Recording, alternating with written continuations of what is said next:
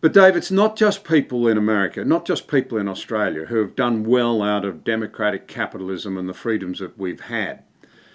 The left never seem to want to acknowledge it. But the truth is that particularly since the end of the Second World War, the global sort of stability that's been provided largely with American leadership and American policing and Western know-how, scientific research. I'm involved in agriculture, have been all my life.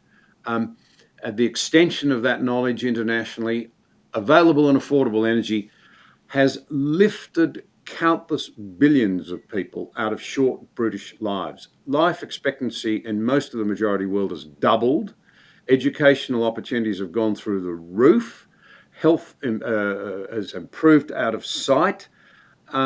And yet we never give ourselves credit for that, nor do we acknowledge, as we seek to pull down our culture and everything it stands for, that if it's gone, it won't be just us who misses out. I don't see much care for the less fortunate in the world coming out of the arc of autocracy, if I can put it that way. The people and nations, they have nothing in common except that their loathing of the West. Let's talk Russia, China, North Korea, Iran. They don't care. There's not much evidence that they care about the disadvantaged.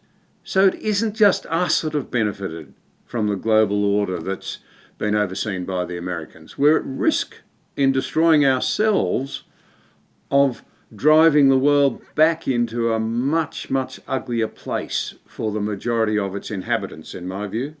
Yeah, well, I would say that maybe this would be an interesting segue to talk about what's going on with Israel and Hamas, because, you know, when we talk about American leadership and we talk about Western ideals and where did these things come from, and the stories of the Bible and all of these things, and how did it happen? How did it happen that some miraculous civilizations existed where people were truly tolerant and all of these things?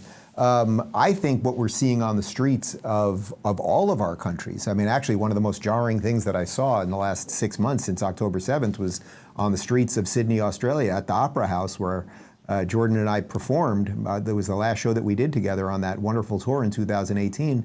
And you know, there was out of several hundred people out there chanting "Gas the Jews." I know obviously it was a huge story in your country, and it was a huge story here. And we don't cover Australia that often here in America. But I think largely what's happening in the world right now is there is a rejection of the best way I can phrase it is sort of liberal world order. There is a rejection of sort of the post-World War II regime, let's say, and that's largely pointed at America. And then, of course, when things are pointed at America, then they're pointed at Israel.